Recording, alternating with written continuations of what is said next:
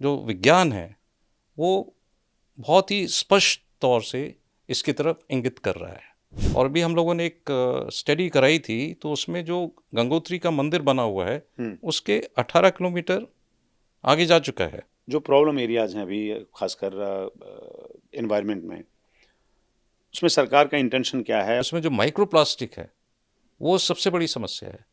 वो इतनी बारीक है कि वो हमारे ब्लड स्ट्रीम में चली जाती है, हमारे मस्तिष्क में चली जाती है, हमारे डिफरेंट ऑर्गन्स में चली जाती है। जो अर्बन फ्लडिंग है, ये एनवायरनमेंट से जुड़ा हुआ सवाल नहीं, पर उसका एक उससे रिलेटेड है। ये पुअर इंफ्रास्ट्रक्चर की वजह से है। जैसे हम कहते हैं कि हम सड़क बनाने के लिए हम इतने पेड़ काट रहे हैं और वो कैंपा करके जो स्कीम है उसमें हम लगा रहे हैं, तो पेड़ तो लग जाते हैं पर बायोडाइवर्सिटी लौट के नहीं आती इतनी जल्दी।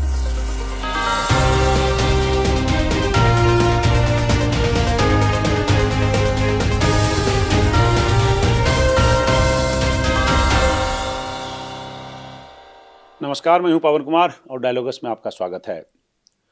आज हम बात करेंगे देश और दुनिया में जलवायु परिवर्तन की।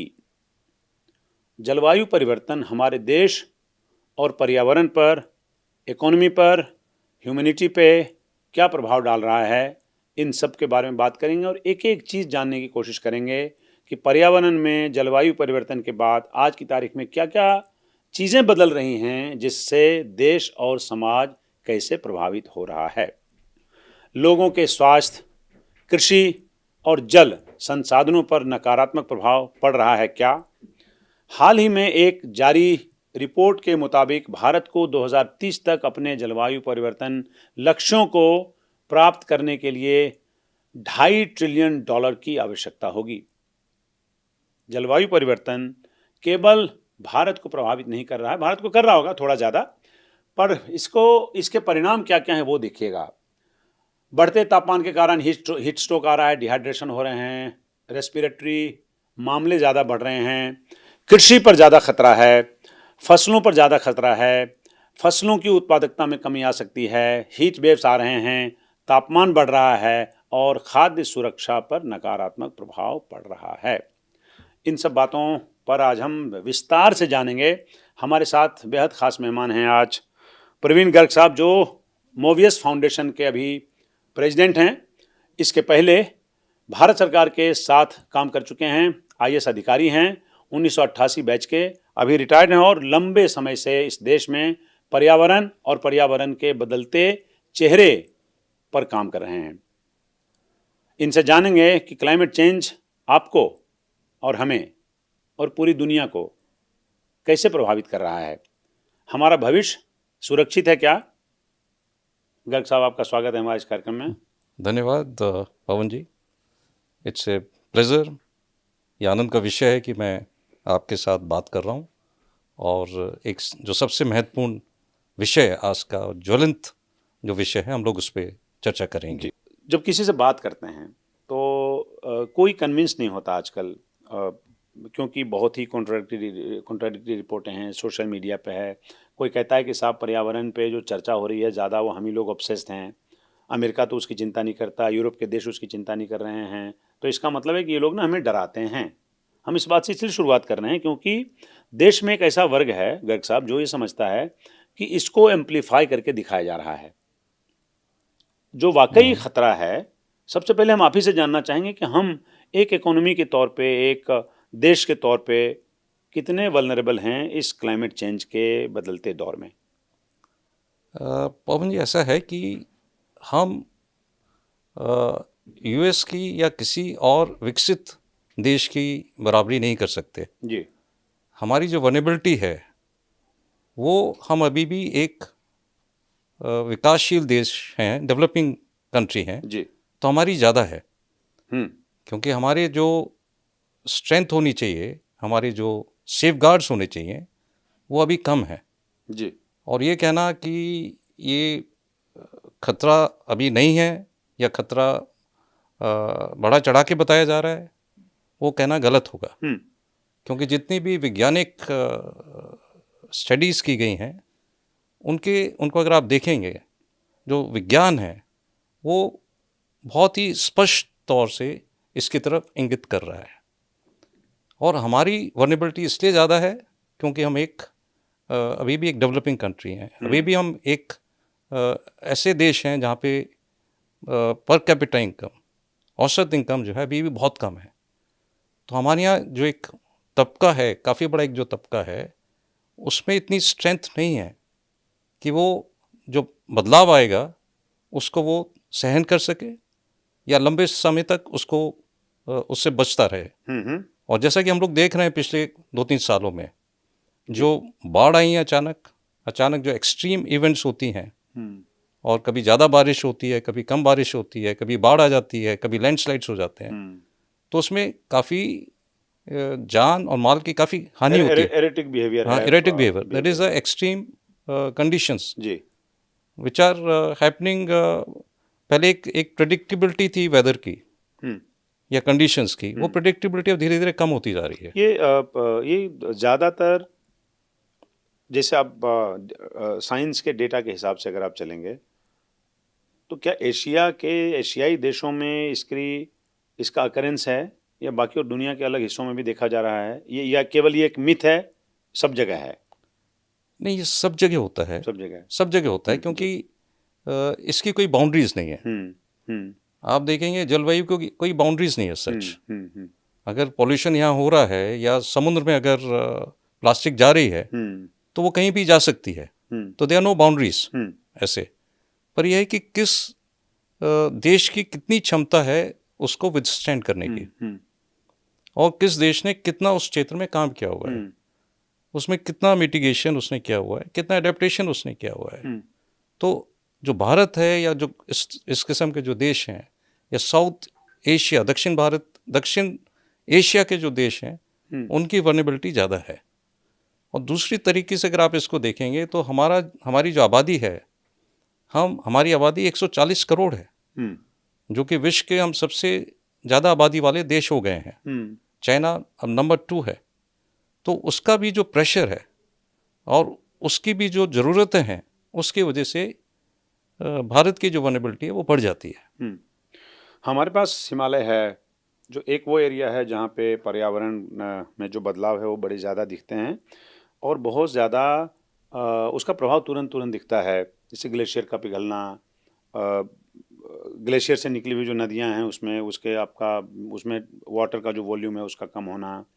पहले सर आपको याद होगा, अभी से 30-35 साल पहले आप देखते गर्मियों में गंगा में ज़्यादा पानी होता था, प्रवाह बहुत ज़्यादा होता था, वो काफ़ी कम हुआ है। वो हमारे आपके देखते देखते कम हुआ है।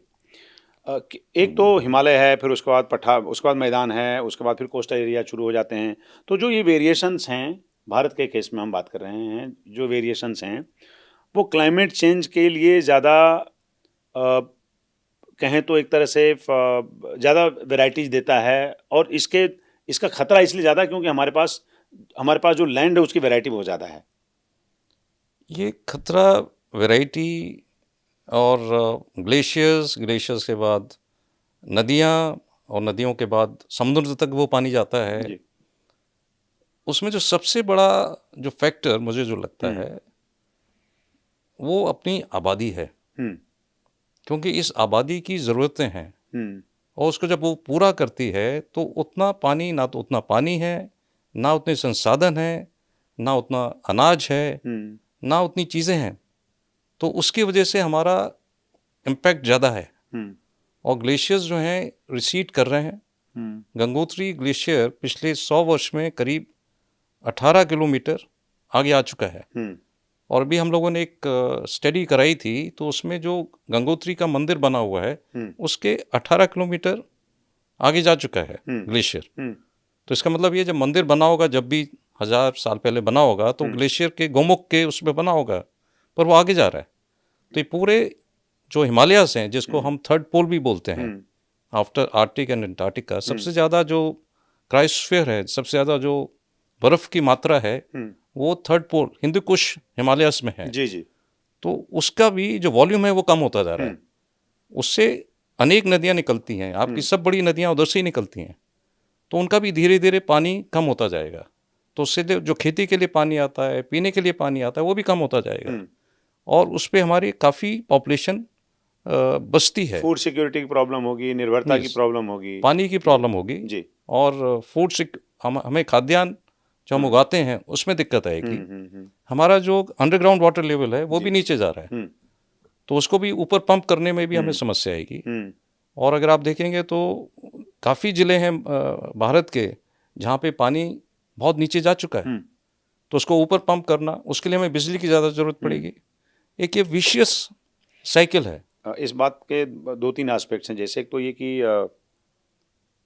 जो प्रॉब्लम एरियाज हैं अभी खासकर एनवायरनमेंट में, उसमें सरकार का इंटेंशन क्या है, और सरकार का इंटेंशन अगर है, एक तो सरकार समझ पा रही है कि नहीं समझ पा रही है, केवल भारत सरकार की बात हम नहीं कर रहे हैं, डिफरेंट इकोनॉमीज की बात करते हैं।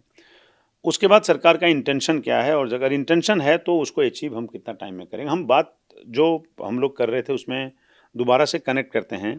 फ़र्ज़ करिए हम ग्लेशियर के बाद बात आते हैं उतरते हैं थोड़ा नीचे नदियों की व्यवस्था पे। जैसे फ़र्ज़ करिए कि गंगा में अब आइए, वाटर वॉल्यूम कम हुआ है, क्लीनिंग की प्रॉब्लम है, हम वेस्ट उसमें डाल रहे हैं।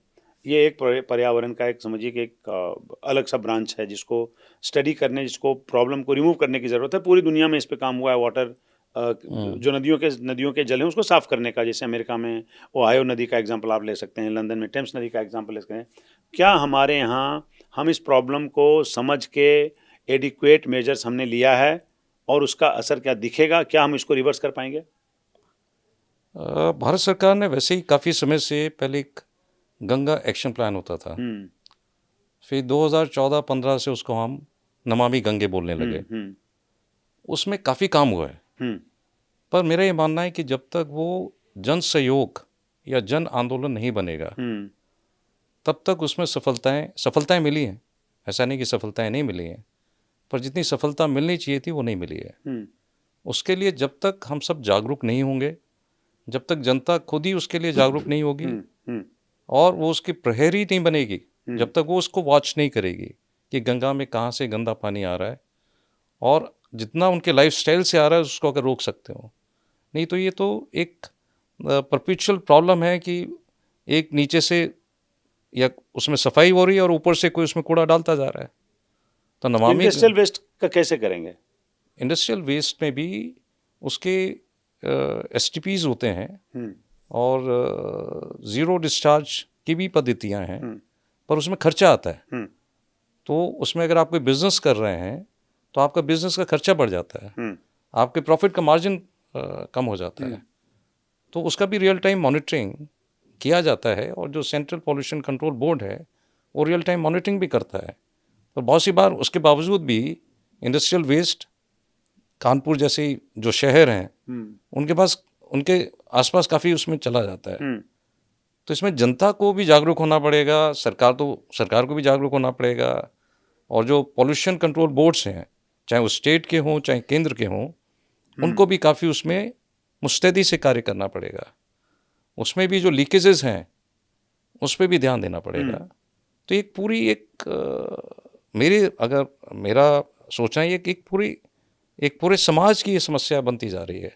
समाज का जो सोच है, क्योंकि समाज ही जो है वो सरकार को चुनता है जी, तो समाज के सोच में अंतर आना पड़ेगा, और समाज के हर एक व्यक्ति को मानना पड़ेगा कि उसका या उसके बच्चों का जो भविष्य है वो उस पर निर्भर करता है, और उसको बहुत शॉर्ट टर्म फायदे के लिए ऐसी चीज़ें नहीं करनी चाहिए जिससे आने वाली पीढ़ियों को नुकसान हो। सर आप इस एरिया में काम कर रहे हैं, एक ये मिथ है, लोग सोचते हैं, अगर संभव हो तो आप डेटा कोट करिएगा, कि नॉर्थ इंडिया की नदियों में जल बहाव में ज़्यादा प्रॉब्लम है, वॉल्यूम में ज़्यादा प्रॉब्लम है, गंदगी ज़्यादा है in comparison with South India rivers. Am I factually correct, or is it an impression which is I think it's misplaced? It's a more of an impression. Okay. You may say that क्योंकि north या उत्तर भारत की या उत्तर में आबादी अभी भी बढ़ रही है, तेज़ी से बढ़ी है, इसलिए प्रेशर ज़्यादा है। और जो दक्षिण भारत है या कुछ प्रदेश हैं जहाँ पे जो हम TFR बोलते हैं, टोटल फर्टिलिटी रेट, वो 1.8 के आसपास चला गया है। तो जो प्रेशर है नदियों के ऊपर या पानी के ऊपर हम्म, वो उस जगह रुक चुका है, हम्म, पर उत्तर भारत में अभी वो प्रेशर बढ़ रहा है। हम्म, तो इस वजह से हम कह सकते हैं कि यहाँ पे जो नदियाँ हैं या जो जल स्तर है नीचे जो जा रहा है, उसका प्रेशर उत्तर भारत में ज़्यादा है हम्म। और दक्षिण भारत में वो कम है, इसलिए उधर इम्पैक्ट कम दिखता है। इसलिए इम्पैक्ट कम दिख रहा है। हम्म। जो देश जो राज्य रेगिस्तान लिए बैठे हैं, for example Rajasthan, part of Gujarat, I would say, इन जैसे राज्यों को जो क्लाइमेट चेंज है उससे किस तरह का खतरा है? देखिए, राजस्थान में जो कैनाल बनी, और अगर आप गुजरात का भी देखें तो सरदार सरोवर के आने से हम्म, जो उनके जो काफ़ी बंजर इलाके थे वहाँ तक पानी पहुँच गया, हम्म, तो उससे फ़ायदा तो हुआ है। हम्म, इसके अलावा जो अभी रिन्यूएबल एनर्जी, सोलर एनर्जी, सौर ऊर्जा का जो जो सिस्टम जगह जगह लग गए हैं, हम्म, तो उससे फ़ायदा हुआ है। हम्म, तो उनको खतरा है, पर इतना खतरा नहीं है, हम्म, क्योंकि वहाँ पे डेवलपमेंट्स भी हुए हैं। गुजरात में आप देखिए, जो सरदार सरोवर का पानी है, उसने जो खेती है, जो पीने का पानी है, उसको काफ़ी बढ़ा दिया है। हम्म, और ऐसी जो इंदिरा गांधी कैनाल बनी है, हम्म, उससे काफ़ी जगह खेती भी बढ़ गई है और पीने का पानी भी बढ़ गया है। हम्म, पर यह है कि सरदार सरोवर में जो पानी आता है, जी, वो नर्मदा जी का पानी आता है हम्म, एसेंशली। हम्म, तो हमें देखना पड़ेगा कि अमरकंटक से जब नर्मदा जी निकलती हैं और हम्म, पूरे मध्य प्रदेश को पार करते हुए जब वो सरदार सरोवर तक पहुंचती हैं, तो उसके पीछे से पानी कितना आ रहा है, तो उसके पीछे जो फॉरेस्ट है उसकी क्या स्थिति है। हम्म, मेरी जो अंडरस्टैंडिंग है उसके हिसाब से अभी स्थिति अच्छी है फॉरेस्ट की, हम्म, क्योंकि पहले जो कटाई होती थी, अवैध कटाई जो होती थी, उसमें काफ़ी रुकावट आ गई है। बंद है। हाँ, बंद है। हम्म, अब इसमें समस्या केवल यही है कि जो पॉपुलेशन है उसकी डिमांड बढ़ रही है हम्म, और जो कंजम्पशन है वो बढ़ रहा है। हम्म। तो हो सकता है वो पानी की उसमें कमी फिर आनी शुरू हो जाए। सर, जो कोस्टल एरियाज हैं इस देश में, अराउंड 6000 किलोमीटर्स हमारे पास कोस्टल एरियाज हैं। नॉर्थ से आप सॉरी वेस्ट से शुरू करेंगे तो आप बंगाल तक जाएंगे। वहाँ रहने वाली जो कम्युनिटीज़ हैं, वहाँ रहने वाले जो जो लोग हैं, जो समंदर में फिशिंग पे डिपेंड करते हैं या जो दूसरे संसाधनों पे डिपेंड करते हैं, और अगर नहीं भी करते हैं तो क्योंकि जब जल स्तर समंदर का बढ़ रहा है तो सबसे ज़्यादा खतरा उन इलाकों में है जहाँ पे निचले इलाके में जो लोग रहते हैं, खास समंदर के किनारे भी, कितने वल्नरेबल हैं। और ये अगले 10 साल में हिंदुस्तान में खासकर जो ईस्ट कोस्ट पर रहने वाले लोग हैं उनके लिए कितना खतरा महसूस आपको मेजर करते हैं, और जो वेस्ट कोस्ट पे रहने वाले लोग हैं उनके लिए कितना खतरा मेजर करते हैं? क्योंकि अगर ऐसा हुआ तो आपको large number of Indians have to be resettle somewhere else. देखिए, क्लाइमेट चेंज का जो एक काफ़ी बड़ा मुद्दा है, वो है माइग्रेशन ऑफ पॉपुलेशन। चाहे वो समुद्र के जल स्तर बढ़ने से हो, चाहे वो पर्वतों में लैंडस्लाइड्स होने से हो, फॉरेस्ट फायर लगने से हो। जी। पर अभी हम कोस्टल एरिया की बात कर रहे हैं, तो ये खतरा बहुत बहुत करीब है, बहुत करीब है, क्योंकि जल स्तर समुद्र का बढ़ रहा है। उसके कई कारण हैं। ग्लेशियर्स हमारे पिघल रहे हैं और वो पानी समुद्र में जा रहा है, तो उसका जल स्तर बढ़ता जा रहा है।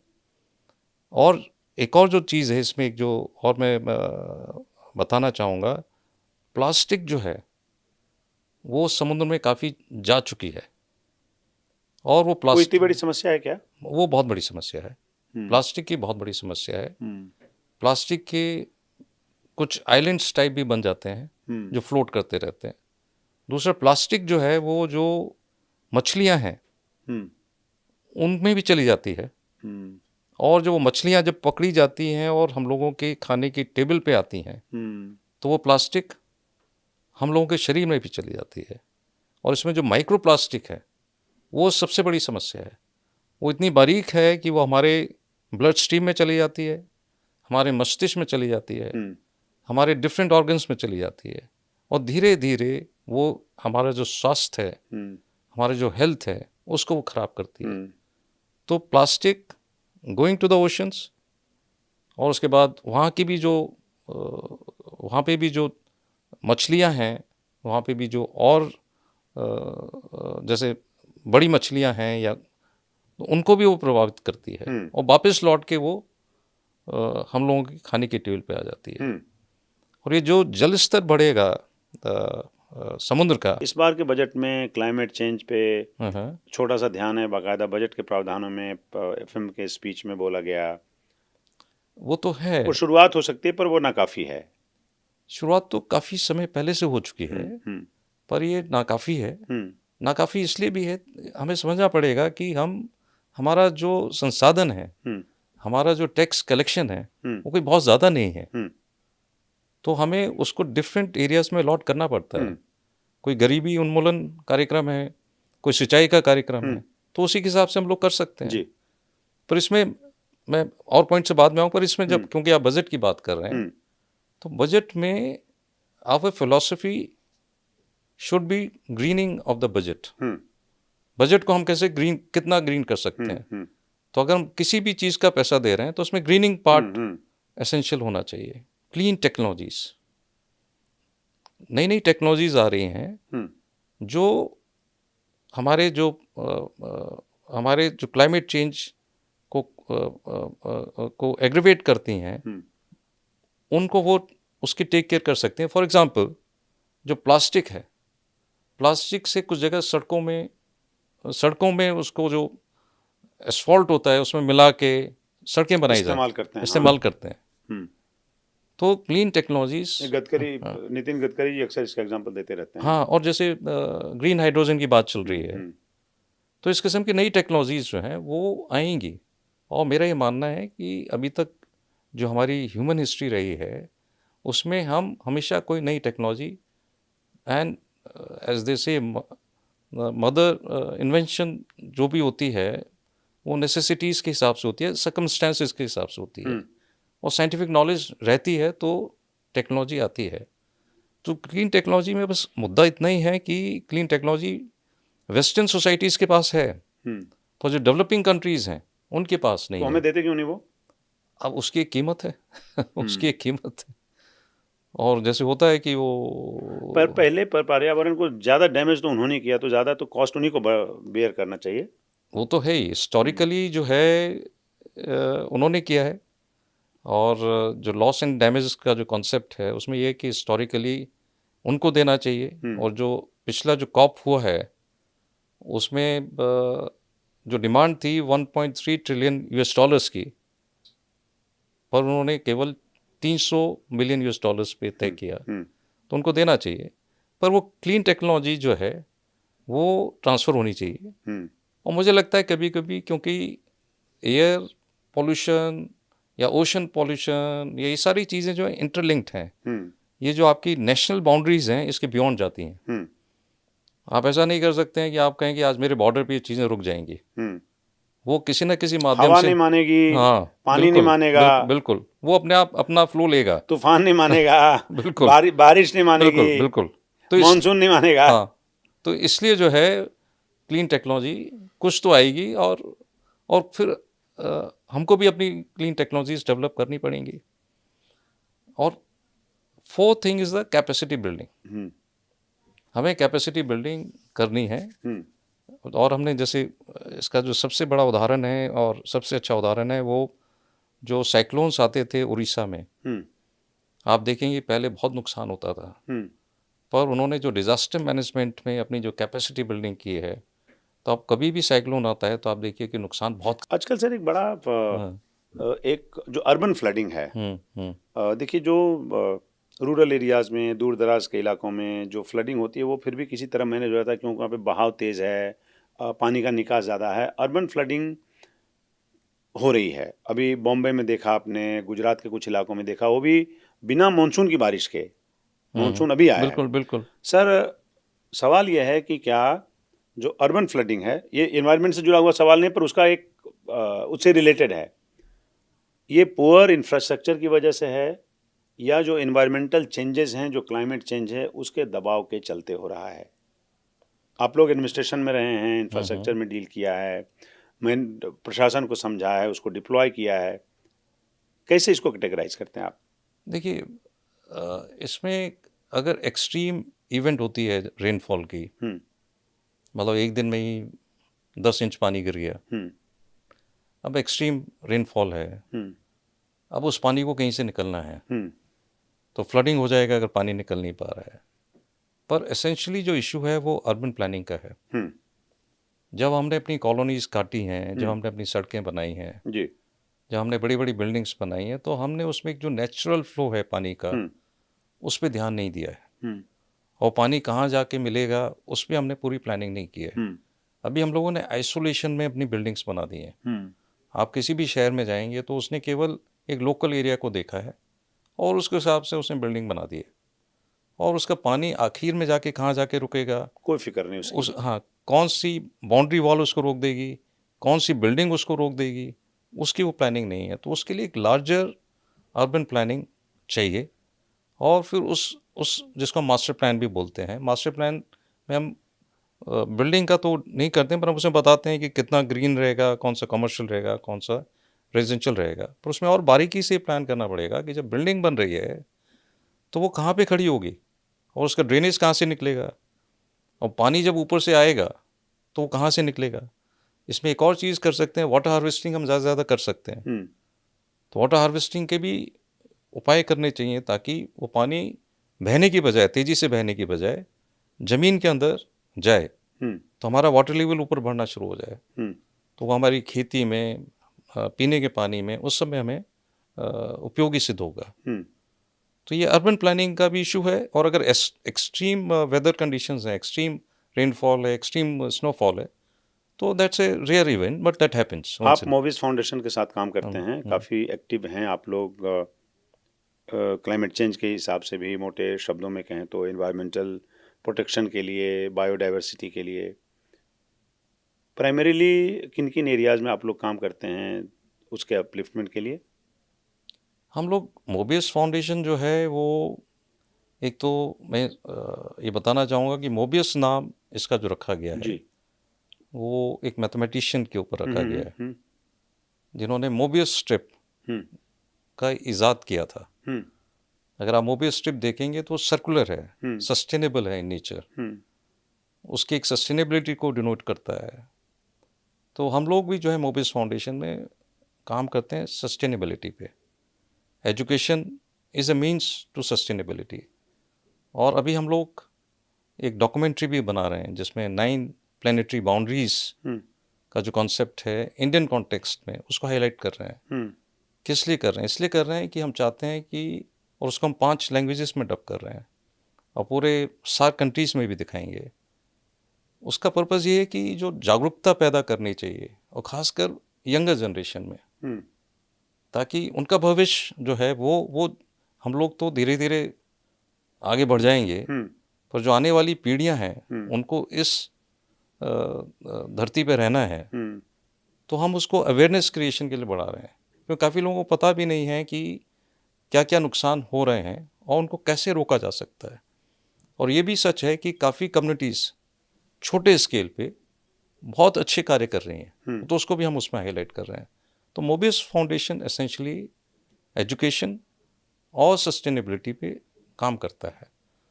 और सर, एक पीढ़ी थी जो देश में आज़ादी दिलाई, जिसका हम लोगों ने फ़ायदा उठाया, एजुकेशन लिया, अच्छी लाइफ लीड की, अच्छी नौकरी में रहे, अच्छा जीवन यापन किया। आने वाली पीढ़ी हम लोग को क्या कहेगी कि तुम लोग क्या छोड़ के गए थे? तो उसी का तो हम दे रहे हैं कि वो कितनी हमें जागरूक होना है पड़ेगा। ना? और मुझे इस बात की भी खुशी होती है, क्योंकि ये एनेक्डोटल है।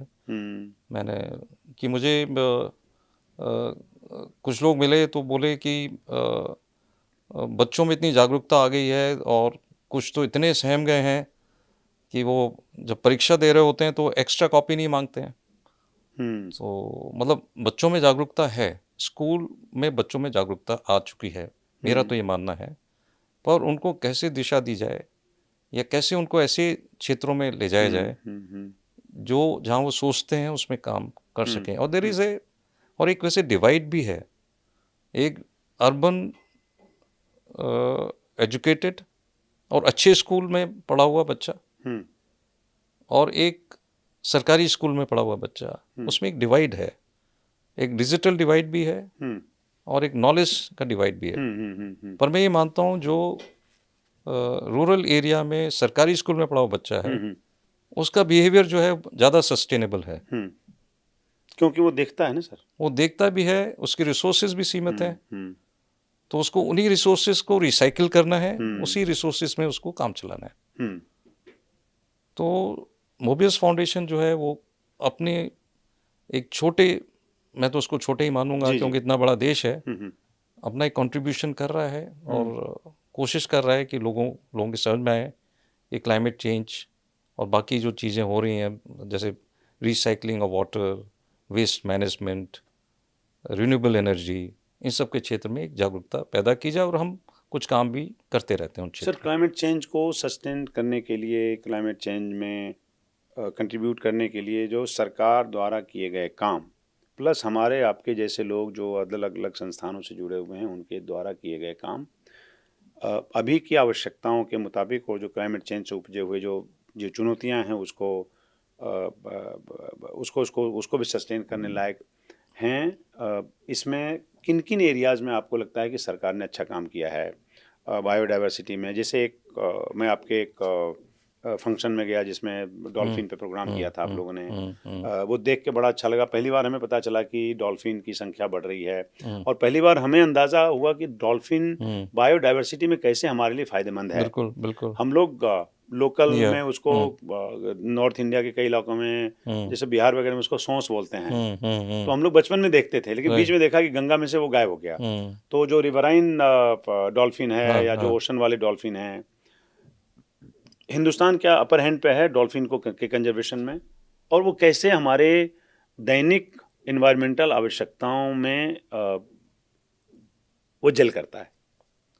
देखिए, डॉल्फिन जो है वो एक सरकार का एक प्रोजेक्ट है, प्रोजेक्ट डॉल्फिन।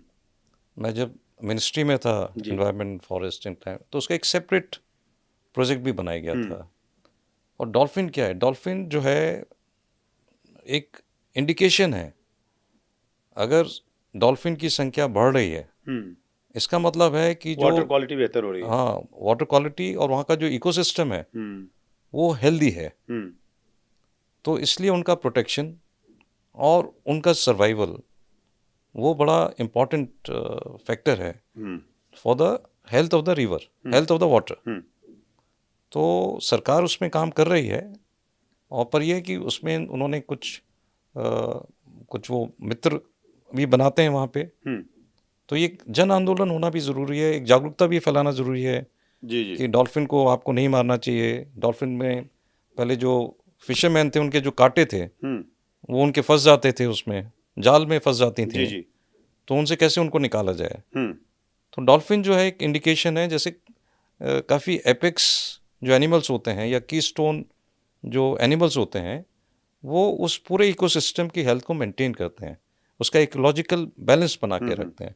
जैसे मतलब टाइगर भी आता है, स्नो लेपर्ड्स भी आते हैं, तो डॉल्फिन भी उसमें आती है, उस श्रेणी में आती है। और बाकी जो बायोडाइवर्सिटी के लिए सरकार कोशिश करे, जैसे मान लीजिए टाइगर कंजर्वेशन की हम बात करते हैं, जो दूसरे और जंगली जानवर हैं उसके कंजर्वेशन की बात करते हैं, जो बल्कि हिंदुस्तान में तो कई चीज़ों का शिकार करना बिल्कुल इंसान के हत्या करने से भी ज़्यादा बड़ा अपराध है। तो सरकारी अप्रोच यही दिखाता है। ग्राउंड लेवल पे कैसे इसको एग्जीक्यूट करते हैं वो एक डिफरेंट बात है। जैसे मान लीजिए किसी का शिकार कर दिया आपने, इस देश के बड़े एक्टर उसका खामियाजा भुगत रहे हैं। तो मैं कह रहा हूँ वो इतना सरकार उस पर इतना कंट्रोल रखती है, क्या सरकार की उस भावना से में इजाफा हुआ है और खासकर कंजर्वेशन की क्वालिटी बेहतर हुई है, टाइगर के नंबर बढ़े हैं, जो दूसरे जंगली जानवर हैं वो थोड़े बेहतर हैं, क्योंकि ये सब बायोडाइवर्सिटी का हिस्सा है। अगर वो नहीं रहेंगे जिंदा तो हम भी नहीं रहेंगे, ये बात मानव जाति को समझ लेनी चाहिए।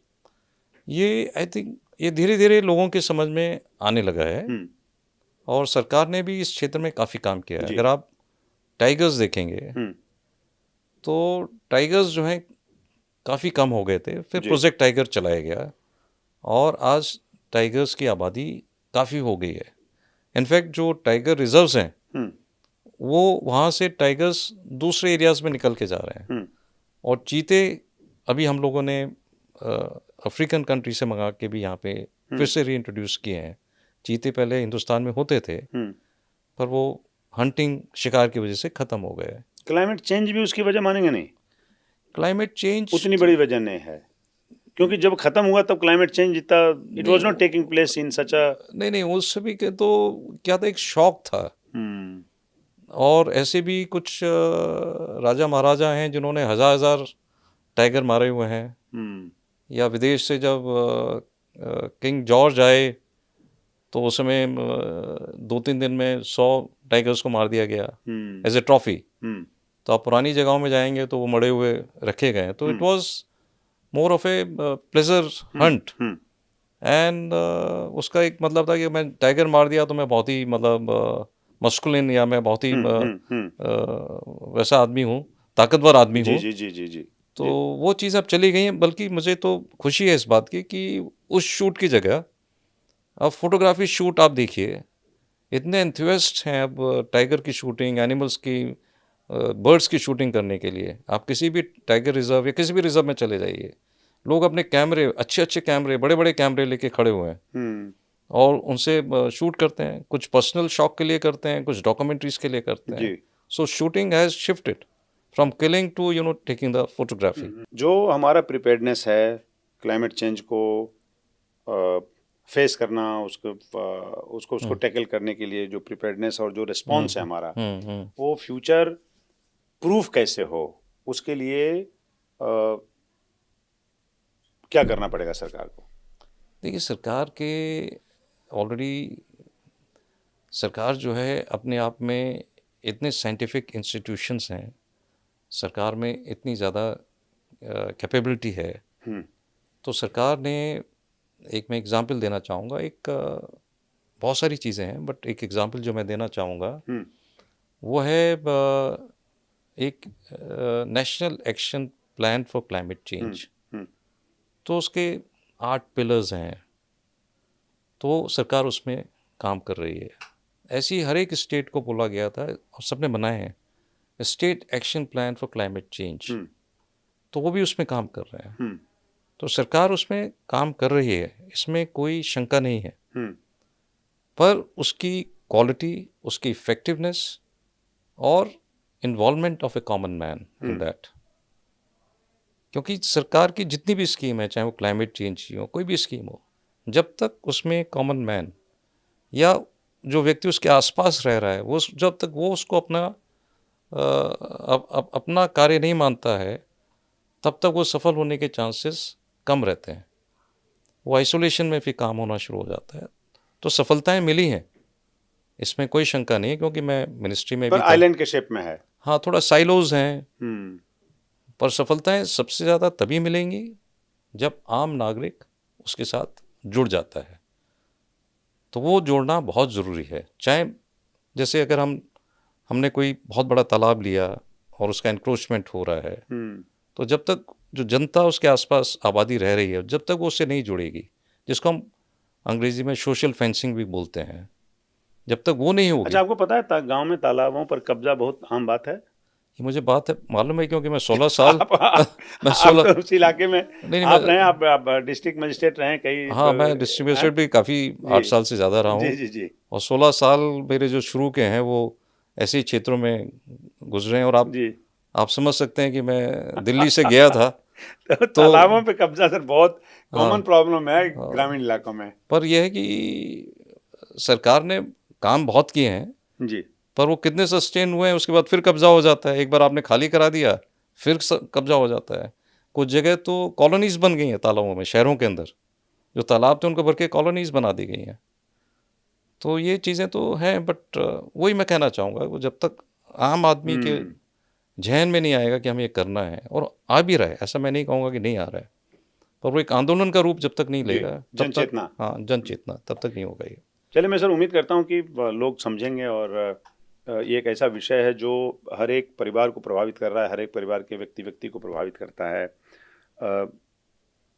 मैं उम्मीद ये भी करता हूँ कि ईश्वर थोड़ी सद्बुद्धि दे, क्योंकि आप अपने लिए नहीं काम कर सकते तो अपनी अगली पीढ़ी के लिए कर सकते हैं। जो अभी हम लोग बात कर रहे थे कि आने वाली पीढ़ी पूछे के लिए हमारे लिए क्या करके गए थे तुम।